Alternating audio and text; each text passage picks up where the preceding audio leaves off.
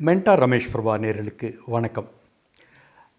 இன்றைக்கி நம்ம இந்த வீடியோவில் பேச போகிறது TNEA 2022 தமிழ்நாடு என்ஜினியரிங் அட்மிஷன் சார்ந்து பலரும் பரபரப்பாக எதிர்பார்க்கிற கேட்டுட்ருக்க ஒரு விஷயம் என்ன அப்படின்னு கேட்டிங்கனாக்கா, இந்த வருஷம் கட் ஆஃப் குறையுமா கூடுமா?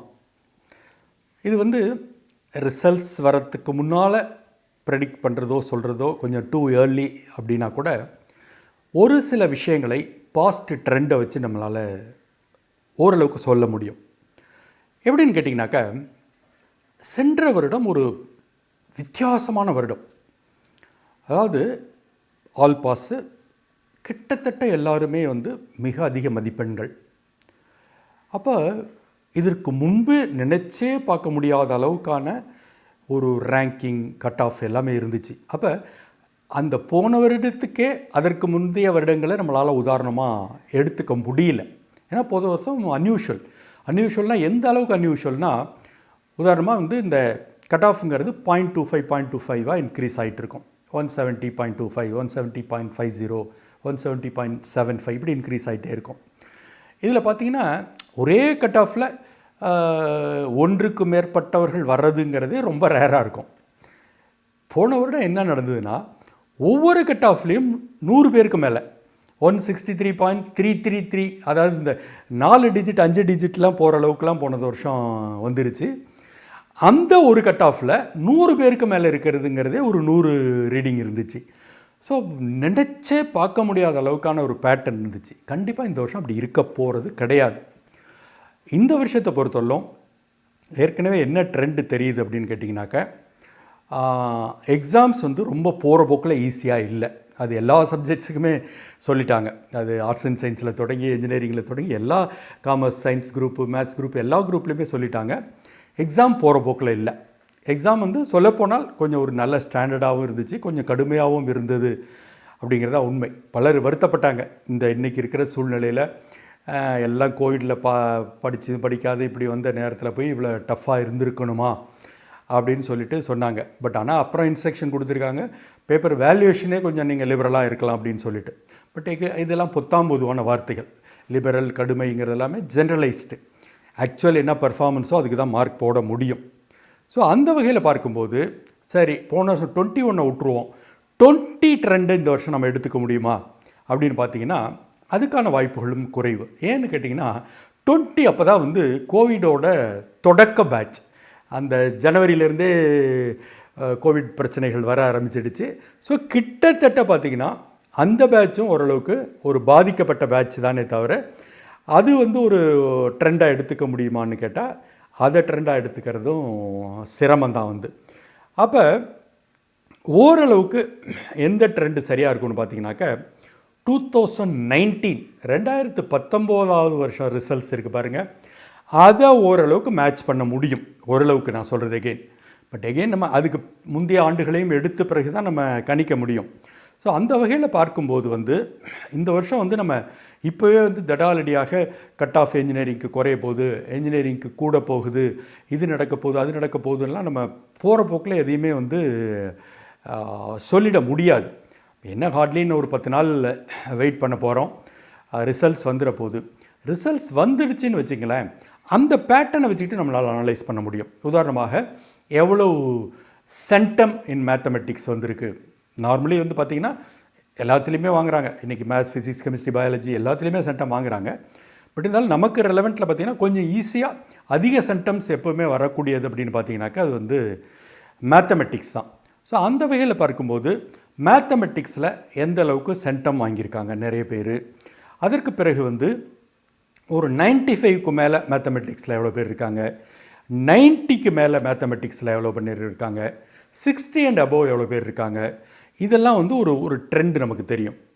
சேம் திங் அப்ளைஸ் டு நம்மளோட மற்ற 2 சப்ஜெக்டும்.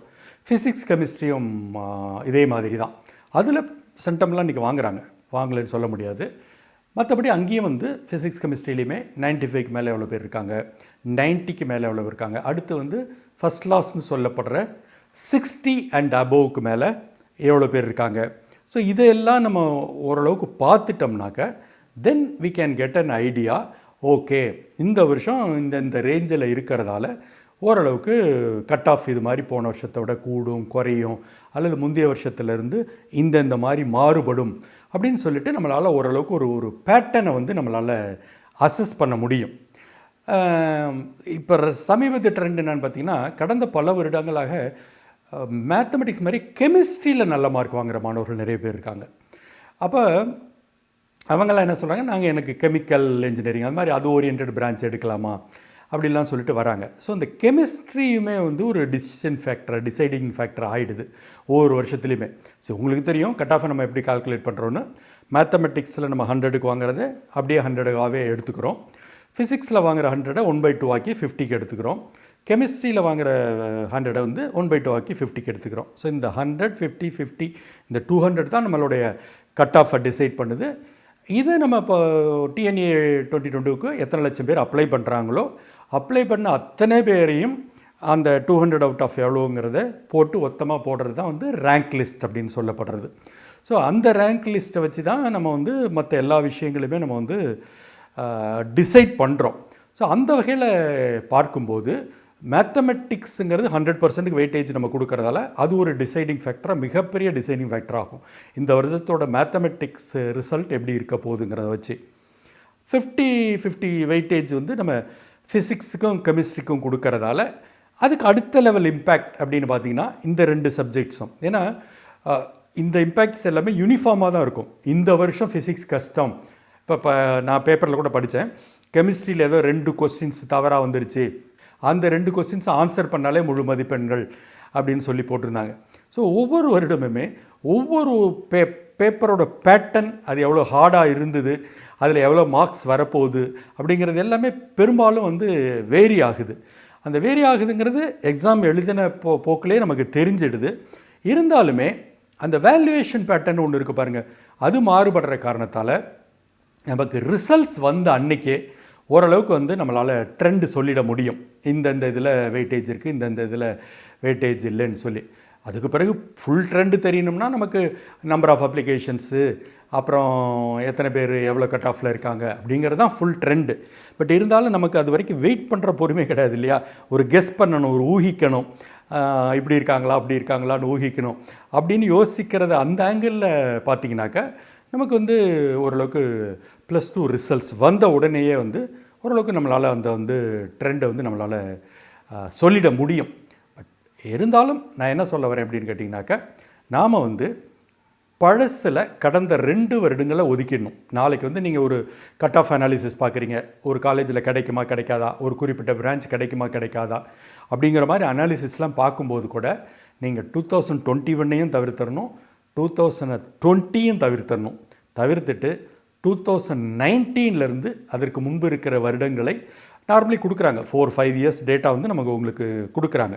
ஸோ அதனால் வந்து அதற்கு முந்தைய வருடங்களோட பேட்டர்னை இந்த வருடத்தோடு ஒப்பிடும்போது மட்டும்தான் நமக்கு அது ரெலவெண்ட்டாக இருக்கும். மற்றபடி நம்ம என்ன ஹார்ட்லி ஃபியூ டேஸ் தான் இருக்குது. Let us wait for our results. 23 June 23 சொல்லியிருக்காங்க. சம்டைம்ஸ் முன்னே கூட வரலாம். ரிசல்ட்ஸ் வந்த உடனே இந்த வருடம் மேத்ஸ் ஃபிசிக்ஸ் கெமிஸ்ட்ரி மார்க்கை வச்சு தான் நம்ம இந்த வருட ட்ரெண்ட் கட் ஆஃப் ட்ரெண்ட் என்னங்கிறத கணிக்க முடியும் அப்படிங்கிறது தான் யதார்த்தம். இந்த வீடியோ பயனுள்ளது நினச்சிங்கன்னா உங்கள் நண்பர்களுக்கு ஷேர் பண்ணுங்கள், அவர்களும் பார்த்து பயனடையட்டும்.